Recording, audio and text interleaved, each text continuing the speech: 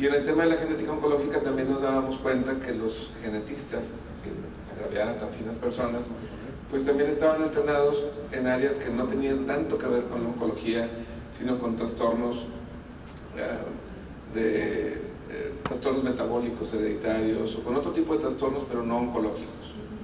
Y ahí fue donde empezamos a sentir la necesidad de tener un entrenamiento más apropiado en genética. Y nos dimos cuenta que es un mundo aparte, que eso requiere realmente otro perfil de profesionista. Y en ese momento pues apareció ese perfil de profesionista. La doctora Bárbara Garza es una persona con una vocación al área de genética desde su infancia, porque su servicio social lo hizo en el área de genética del hospital universitario. Después ya ha tenido entrenamiento formal en el área de consejería genética, que ella nos va a explicar, aparte de qué es genética, qué es consejería genética y cómo puede apoyar realmente el trabajo de un oncólogo en el área de entender mucho mejor la relación del riesgo genético desde la perspectiva del doctor, del paciente y de la familia. Y así nació CERO, que es una sección importante de opción, que quiere decir Centro para la Evaluación del Riesgo Oncológico. Y de eso se trata mucho del trabajo que hacemos, y en particular en el que Bárbara es un pilar fundamental. Entonces, los dejo con la doctora Bárbara Garza. Hola, muy buenas noches. Soy la doctora Bárbara Garza García. Soy asesora genética en cáncer. Estudié medicina en la Universidad Autónoma de Nuevo León, como muchos de ustedes, y hice mi posgrado en asesoría genética para cáncer hereditario en el Instituto Nacional de Cáncer en Argentina. Ya la sabemos del libro, ¿verdad? Ahorita vamos a ahondar un poquito más en eso. Primero quisiera dar estadísticas, brevemente, nada más para que nos situemos. En el mundo, 14.1 millones de personas son diagnosticadas con cáncer. El 50% son hombres y el 30% mujeres.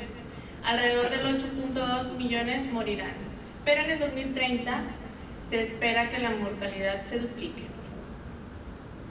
Entonces aquí vemos, en el 2030 esperamos que sea alrededor de unos 14-15 millones en las muertes causadas por el cáncer.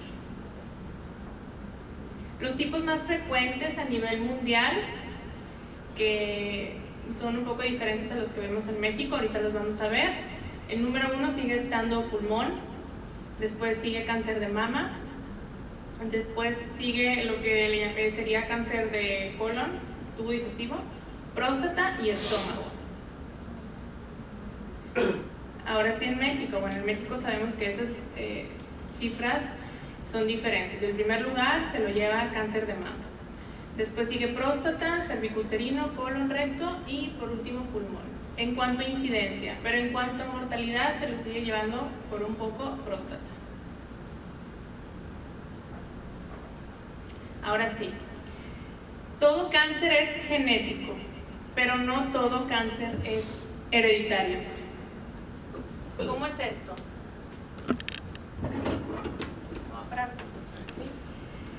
Bueno, nos vamos a ir, voy a dar una breve explicación, lo voy a intentar simplificar un poco porque los genes son muy complejos, ¿ok?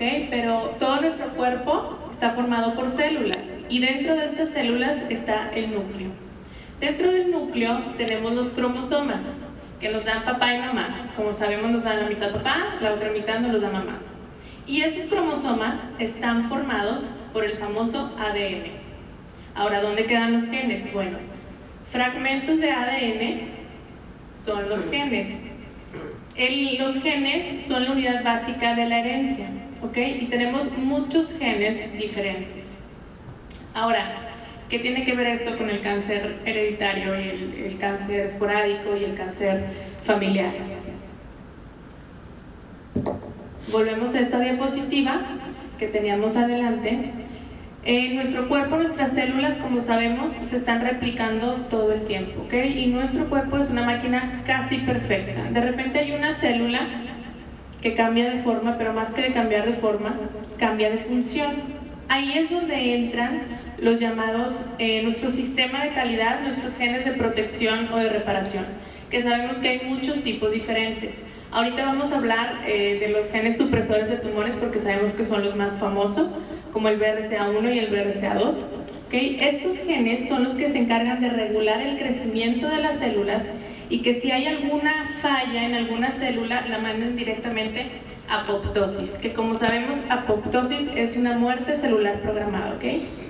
Pero ¿qué pasa si por alguna razón nuestros genes, nuestro sistema de reparación o protección no funciona? Esta célula al cabo de un tiempo no es una célula, se sigue multiplicando y se convierte en un cúmulo de células.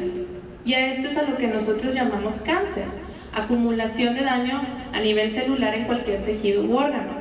Pero cáncer no prevalece por la célula maligna, sino porque nuestro sistema de calidad, nuestro sistema de protección falló.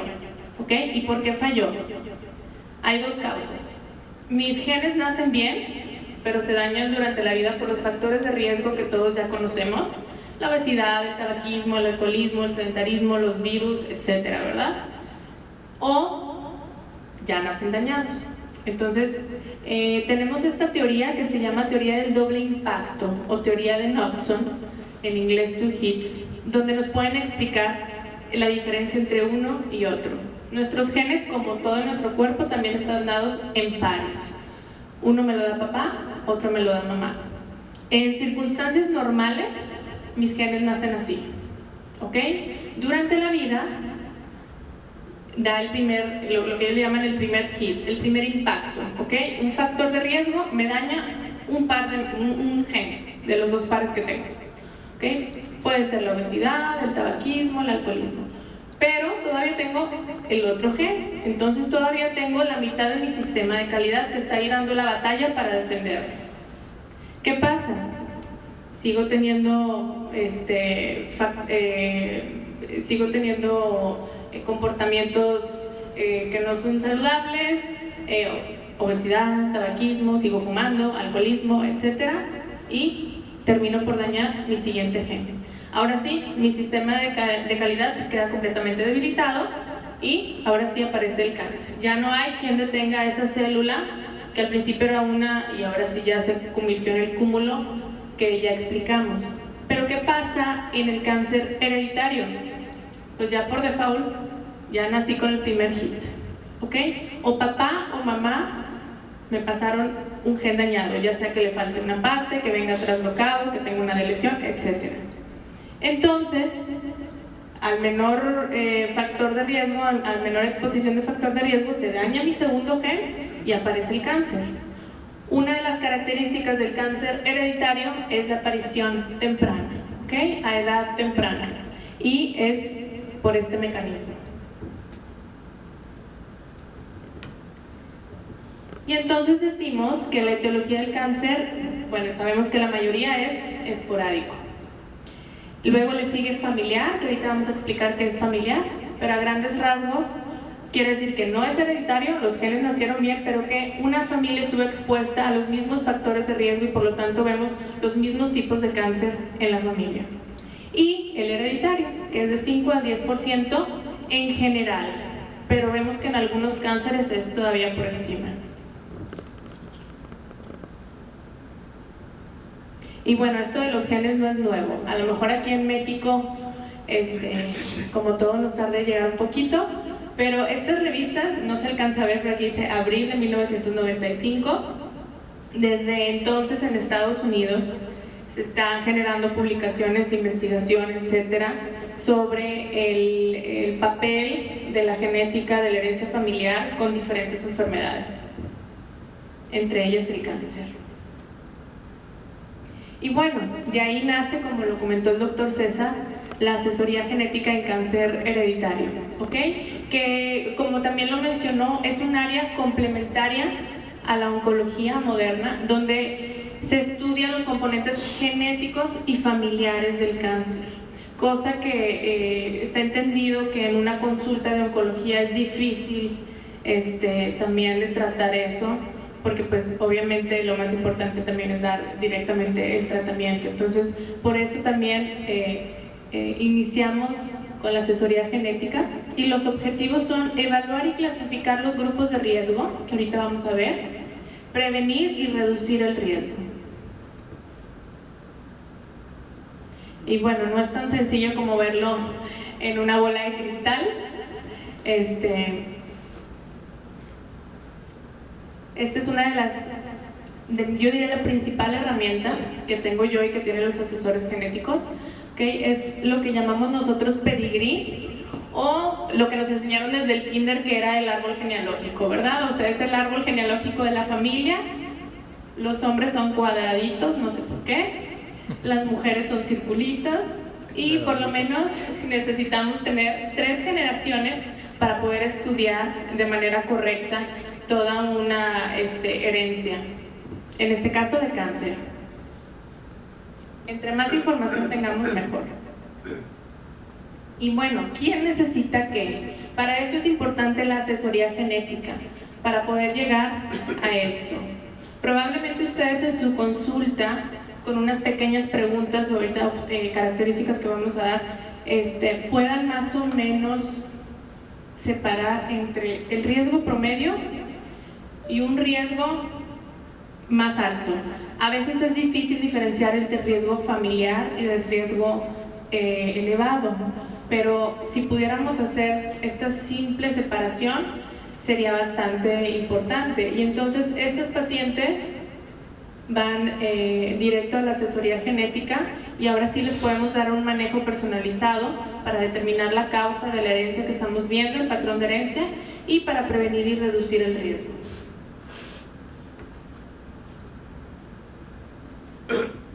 Les pongo aquí esta gráfica yo la uso, es exclusiva para pacientes que quieren saber su riesgo para mama, ¿ok? Son pacientes sanas, es importante decirlo, porque también pueden acudir a una asesoría genética, una evaluación del riesgo, una paciente que está completamente sana, pero sin embargo le preocupa sus antecedentes familiares. Entonces utilizamos modelos de riesgo, que ahorita no me voy a meter mucho en ese tema porque podría dar toda una plática de eso, pero existen diferentes modelos de riesgo, como el modelo de Gale modificado, el modelo de Klaus, el modelo de Cancer Gene, el modelo IBIS, etcétera, que toman en cuenta diferentes características, y aquí podemos nosotros puntualizar en qué rango está la paciente y de acuerdo a eso dar las medidas de tamizaje, de prevención o de reducción del riesgo. Y bueno, estos son ciertos paneles que hay muchísimos paneles más. Paneles me refiero de pruebas genéticas, que son una herramienta más que tenemos en la asesoría genética, la cual no es para todo el mundo. La paciente tiene que cumplir ciertos criterios, por eso es importante estudiar muy bien el pedigrí, para ver si son candidatos a una prueba genética o no, para descartar un cáncer hereditario, confirmarlo. A veces el cuadro es muy obvio y solamente necesitamos una prueba para confirmarlo, a veces para descartarlo. Entonces estos paneles están conformados por una serie de genes. Volvemos a lo mismo, hemos escuchado mucho del BRCA1, del BRCA2, pero existen un mundo de genes y cada vez se descubren más genes, cada vez hay más variantes de significado incierto que ahorita lo vamos a ver, que se reclasifican hacia mutaciones, etcétera. Entonces, no es algo tan sencillo como la bola mágica. Y bueno, como ya lo mencioné, en la asesoría genética damos recomendaciones de tamizaje y opciones de manejo de prevención y reducción. Estudio de tamizaje con intervalo personalizado. En este caso sería, por ejemplo, en el caso de un cáncer familiar, en el que estamos seguros que no es algo hereditario, pero tampoco puede tomar las medidas de tamizaje estándar por el riesgo de ya tener antecedentes familiares. Un ejemplo, el cáncer de colon. El cáncer de colon, en población general, tenemos un 6% de riesgo de padecerlo. Pero si yo tengo un familiar de primer grado, mi papá tuvo cáncer de colon, ese riesgo se duplica, ¿ok?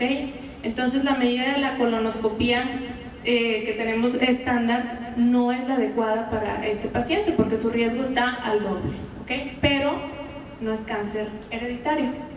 Entonces no podemos dejarlo ahí en el limbo, es donde tenemos que tomar medidas de tamizaje personalizadas.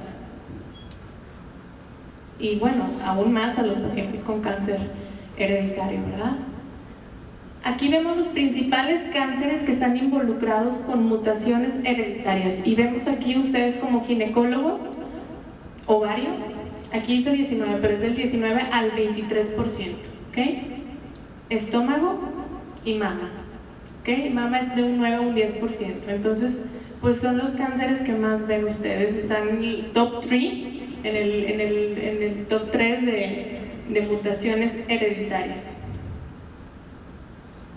Las red flags, ¿qué le llamamos nosotros red flags? En cualquier consulta, sobre todo estamos ahorita hablando de lo de ovario y mama, pero puede ser en cualquiera, ¿dónde se nos tiene que prender el foquito de decir, a lo mejor este paciente tiene que ser referido a una evaluación del riesgo más personalizada, a una asesoría genética? Cuando vemos cánceres múltiples, ¿a qué se refiere esto? Por ejemplo, ver 2 primarios en una persona pues no es muy común, entonces ahí sí se nos tiene que prender así como el foquito de a lo mejor tenemos que indagar un poquito más en su historia personal, en su historia familiar.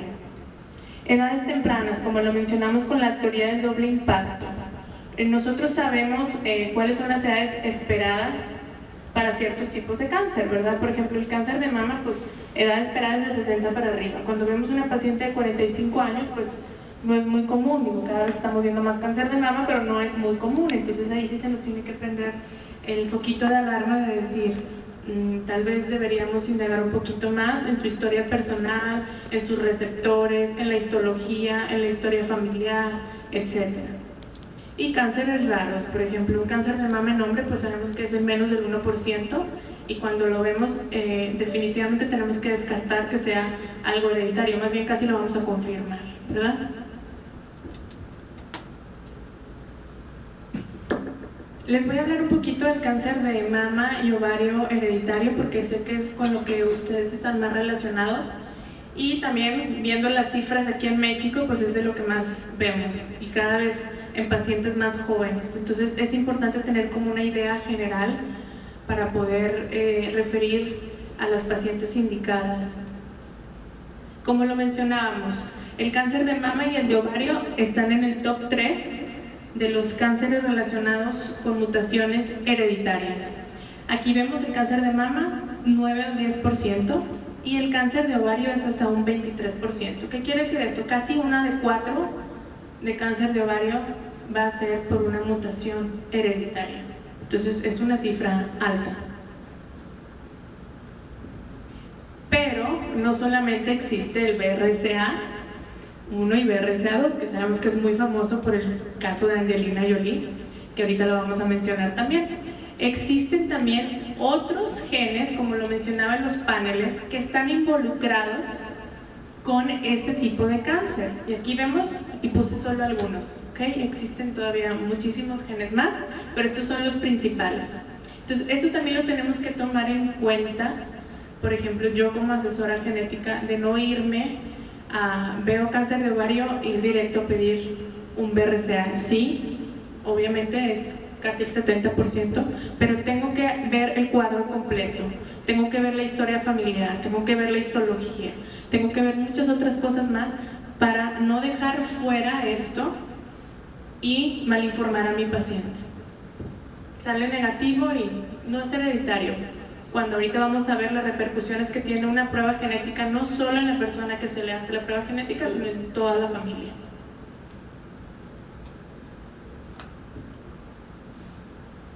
Veíamos mama, este es ovario, ¿ok?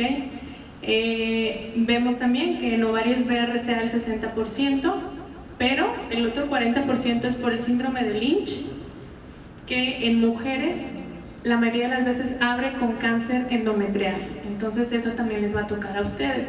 En hombre, la mayoría de las veces abre con cáncer de colon, ¿ok? Entonces, no podemos dejar fuera esto, hay que ver muy bien la historia también familiar. Y tenemos otros genes también que participan como causantes del cáncer de ovario hereditario. Estas son las red flags o las alarmas que tenemos que tomar en cuenta en cáncer de mama y ovario. Son muchas más, ahorita les puse también en la siguiente diapositiva las guías de la NCCN, que son las que dictan, ¿sí?, en Estados Unidos y bueno, ya en el mundo, estos criterios, pero principalmente esto. Obviamente una mutación familiar conocida pues va a requerir una asesoría genética porque hay que hacer una prueba. Cáncer de mama a edad temprana, esto me gustaría que lo tomaran en cuenta para su consulta. Es importante referir a estos pacientes, que no se nos vaya porque podemos evitar un segundo cáncer en esta paciente y cáncer en toda la familia, en todos sus familiares de primer grado. Primer grado, ¿quién es primer grado? Hermanas, hijos, padres, ¿ok? Entonces, cáncer de mama a edad temprana, antes de los 50 años, es importante evaluarla en la asesoría genética. Cáncer de mama triple negativo, sabemos que triple negativo es receptores de estrógeno, progesterona y HER2 neonegativos, antes de los 60 años o igual a los 60 años.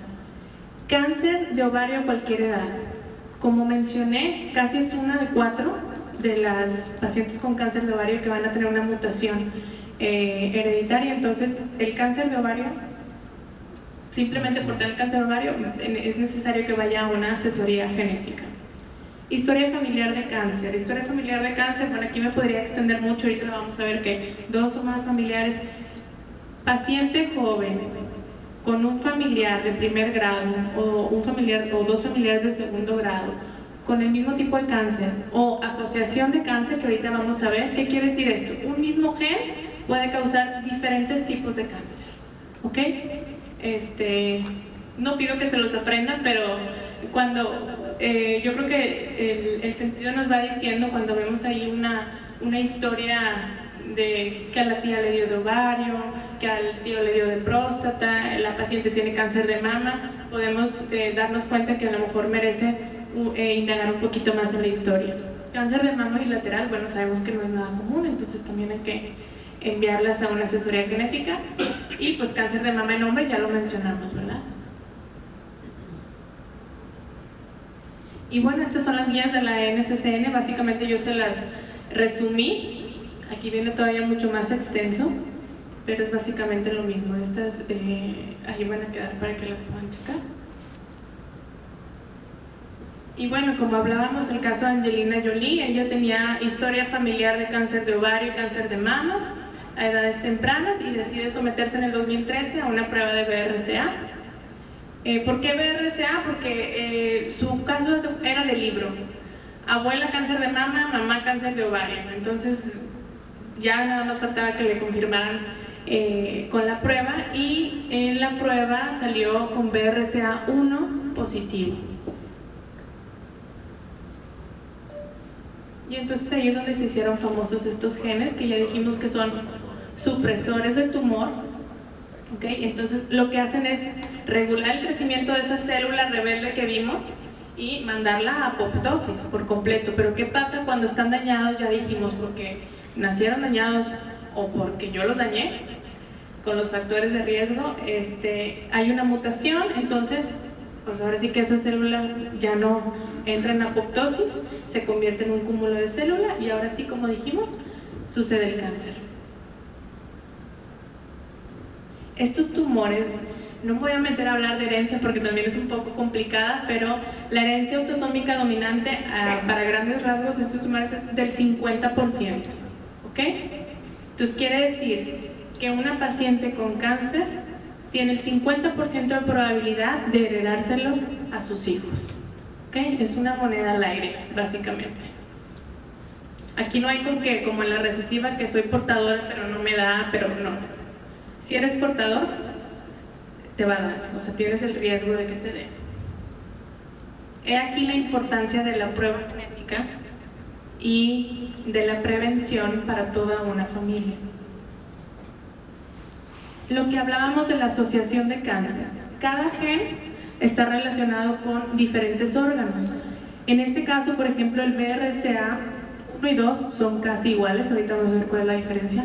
Están asociados principalmente, y por eso se relacionan más con cáncer de mama y ovario, porque aquí vemos la cantidad con la que están relacionados, pero también están relacionados con próstata, están relacionados con páncreas y en cáncer de mama en hombres.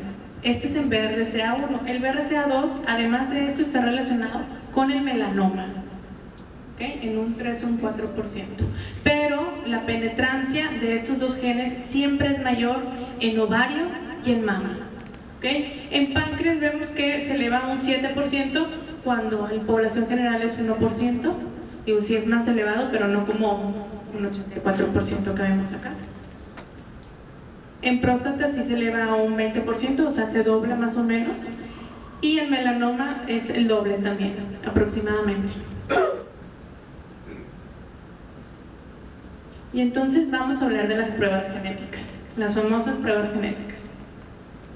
Las pruebas genéticas tienen varias funciones importantes, varios objetivos, principalmente diagnóstico, ¿okay? Identificar a un portador, y esto me va a ayudar también a identificar a familiares de primer riesgo. No se les hace la misma prueba a los familiares. Cuando nosotros ya identificamos una mutación familiar, vamos directamente a buscar esa mutación específica que en inglés le llaman single site en los familiares, ¿okay? Ya no corremos todo el gen, vamos directo a buscar esa mutación puntual. Estudios alternos. Obviamente cuando hacemos una prueba genética, ejemplo, una paciente que tuvo cáncer de mama, le hacemos una prueba genética, sale positiva, pues sabemos que el riesgo para esa paciente de aquí a 5 años a que vaya a desarrollar cáncer de ovario es alta. Entonces con esta prueba genética nosotros probablemente vayamos a escoger hacer una cirugía de reducción del riesgo, una salpingoforectomía, que va a tener un costo, sí, pero más económico que una quimioterapia de ovario, y todas las complicaciones que traen las quimioterapias también. Entonces, si lo ponemos en la balanza, esto nos trae beneficios. Intervención apropiada, obviamente ya dijimos prevención, manejo y tratamiento. Ahorita lo vamos a ver por qué, y yo creo que ustedes ya están enterados. Y pues decisiones informadas. El paciente, como les digo a mis pacientes, tenemos el sartén por el mango, ¿ok? Con este estudio, con esta información, tú puedes ir planeando qué es lo que vamos a hacer para evitar el cáncer en ti y en tu familia. Hay gente que se aterra un poco, ¿verdad?, con la información y dice, doctor, es que es abrir la caja de Pandora. Pues sí, sí es abrir la caja de Pandora, pero si no hubiera nada que hacer, pues ni la abrimos.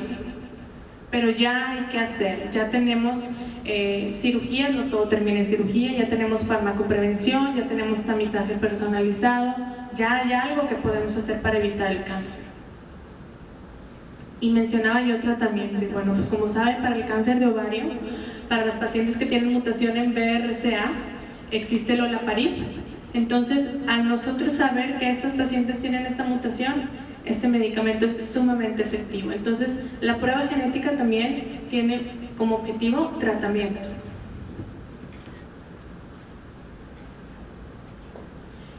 Y bueno, la ASCO, que es la American Society of Clinical Oncology, recomienda que se cumplan los siguientes puntos, criterios para poder llevar a cabo una prueba. Una prueba en unas manos no entrenadas puede ser muy peligrosa, ¿okay? Es un arma de dos filos.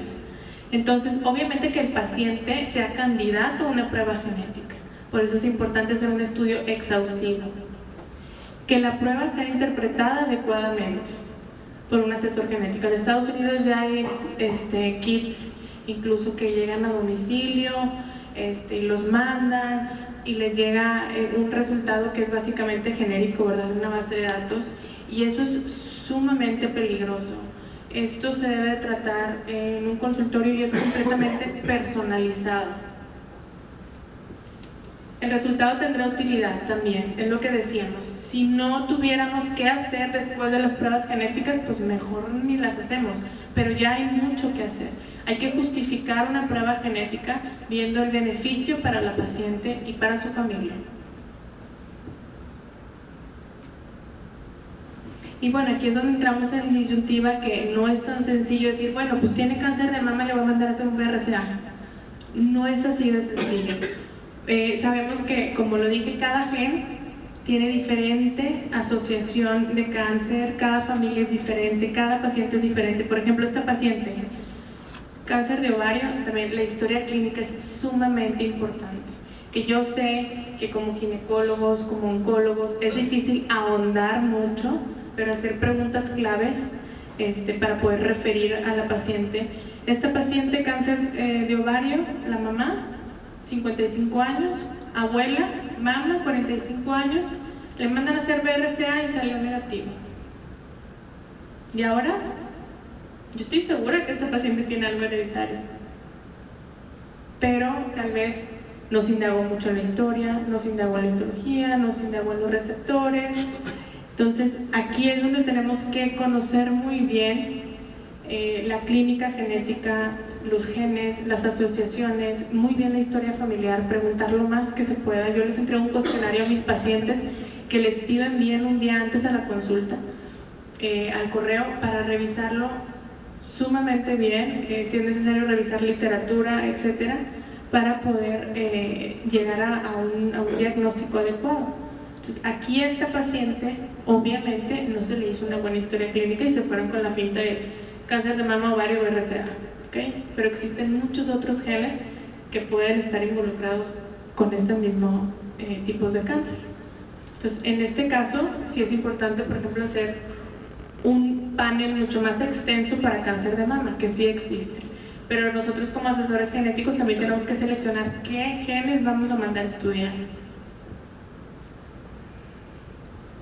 Y bueno, un caso clínico sencillo. Este es de la consulta. Es una paciente del doctor César. Una femenina de 48 años de edad.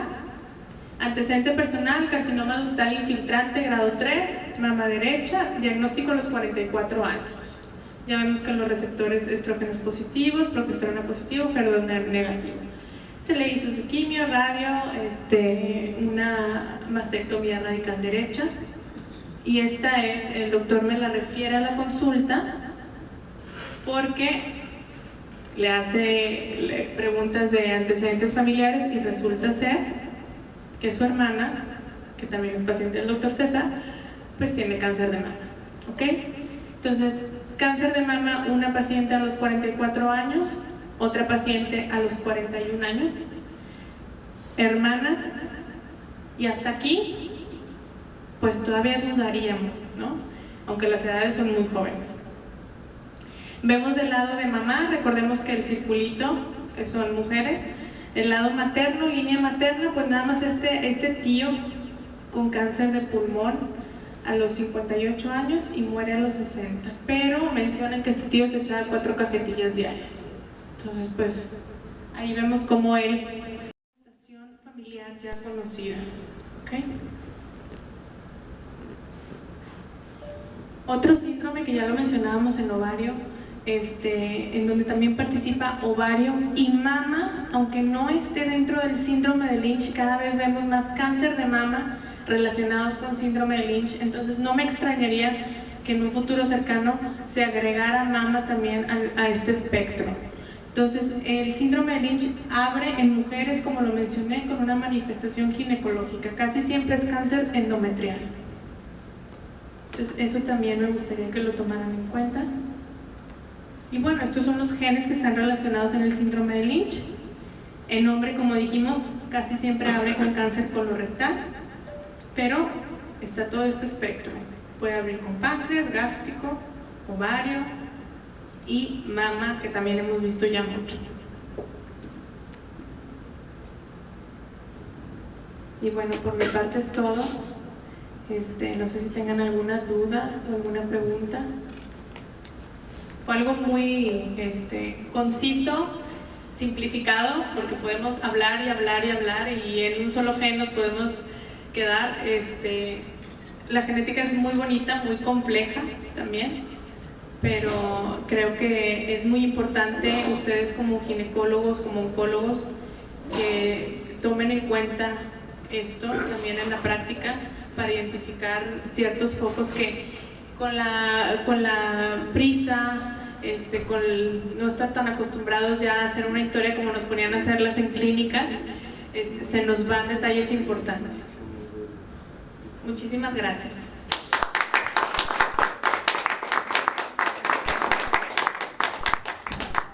Pues muchas gracias. Queremos agradecerle de todo corazón a la doctora Bárbara Garza García por su excelente presentación.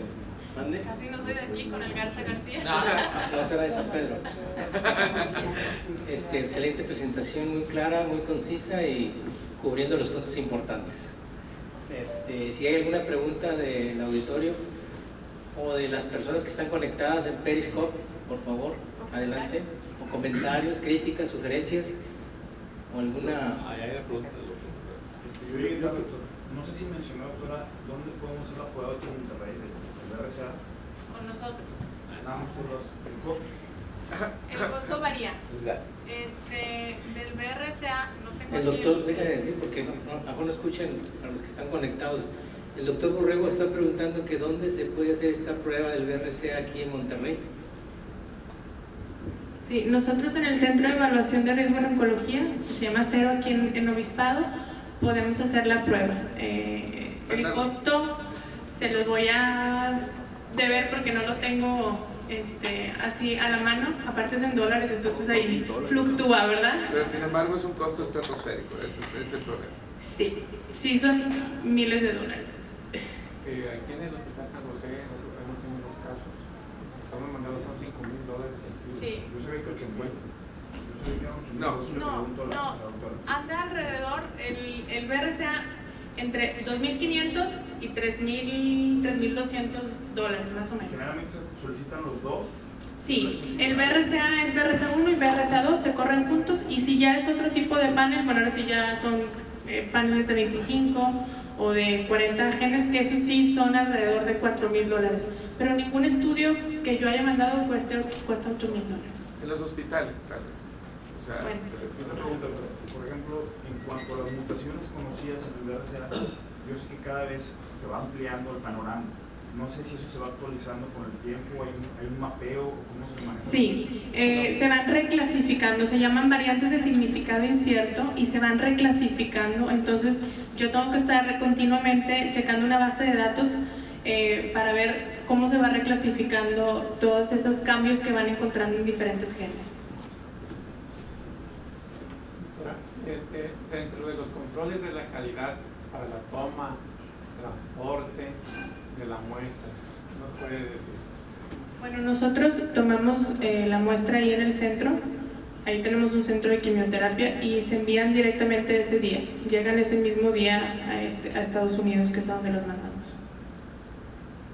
No sé... Pero no se requiere una red fría, por ejemplo. No, los tubos vienen ya preparados, entonces realmente no se necesita que una hielera ni nada de eso. Y como quiera llegan ese mismo día, son como urgentes. No sé si quiera mencionar algo, doctor. Pues, César. una que excelente plática, la verdad. Yo creo que la inquietud que nos deja una plática como tan padre como la que nos dio la doctora Bárbara es de tener esa duda con nuestros pacientes, porque el paciente que puede ser candidato para una prueba, pues ya está cambiando constantemente.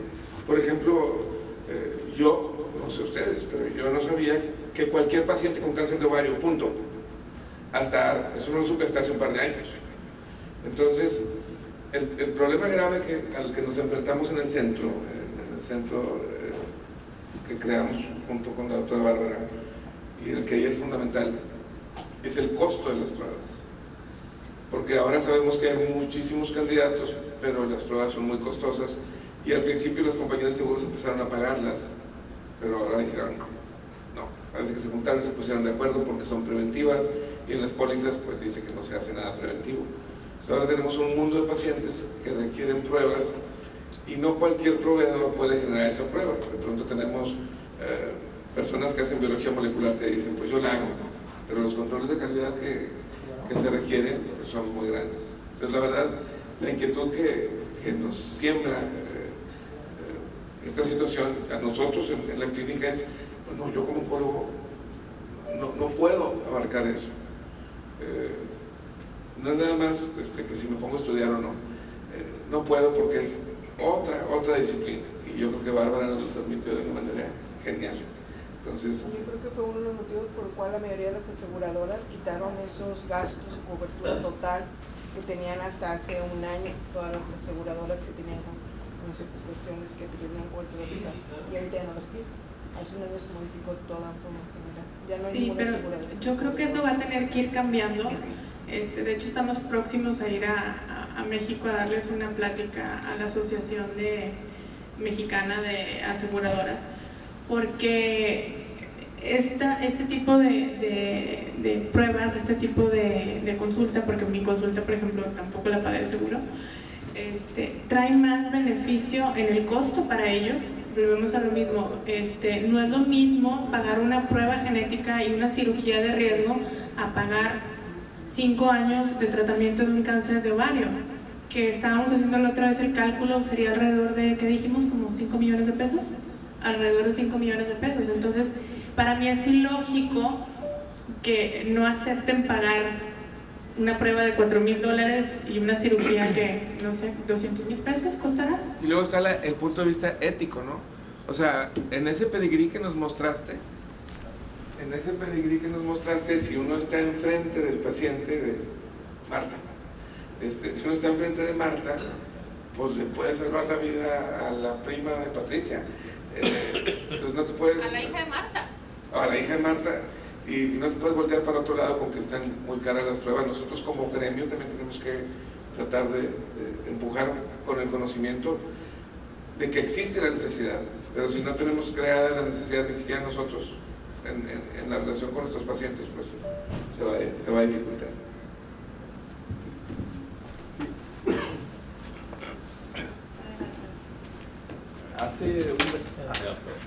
Hace un mes aproximadamente en la ciudad de San Diego fue el Women's Cancer, el SGO, y todo estuvo basado en el screening genético y el impacto del olaparib. Aparte de otros aspectos, pero ellos todos hablaban de que cualquier paciente con cáncer de ovario, digo, no se tocó mamá, pero el cáncer de ovario, todas van a screening. Y todos los seguros, ellos los consideran los plans, ellos todos los pagan. Entonces nosotros no podemos hacer eso. Digo, en la medicina pública menos, digo, donde la institución no quiere pagar nada. Pero eso es lo correcto. Y hubo un gran énfasis en la quimioterapia. Gracias. Esperemos también que también ha sucedido que antes este tipo de estudios eran aún más caros, arriba de los $10,000, y cada vez con las nuevas técnicas de secuenciación han ido disminuyendo los costos. Entonces también eso es algo que nos alienta a que cada vez sea más posible que podamos hacer estas pruebas a un costo mucho más accesible. ¿Listo? Muchísimas gracias. Gracias.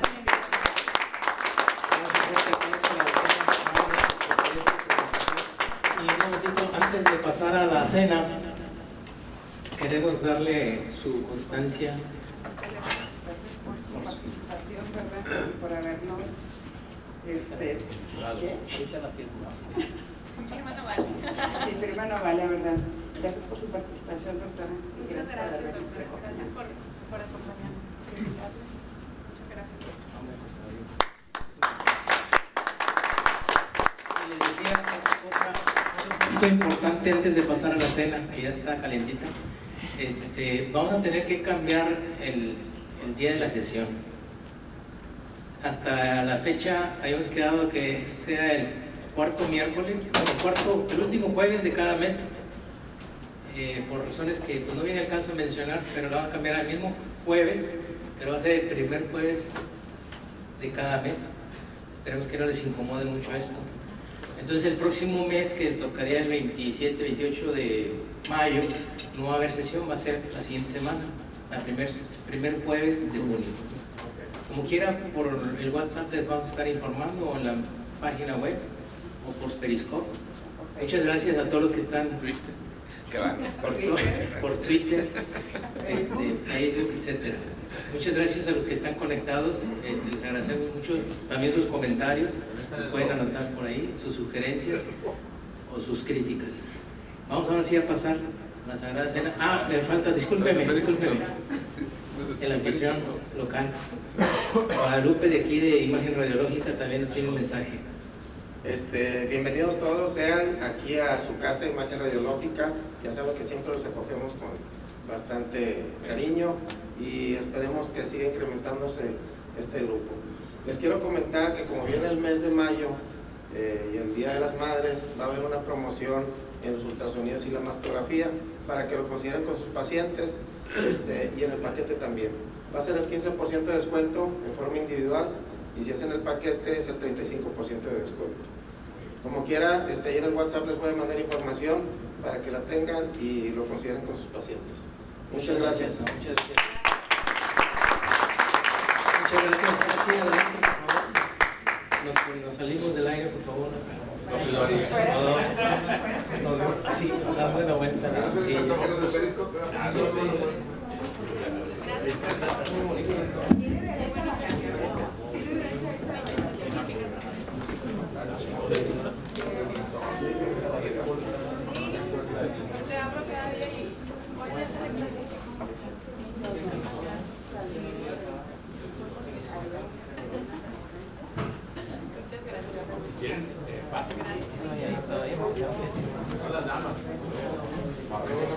Doctora, ¿te tomo una foto con el colegio?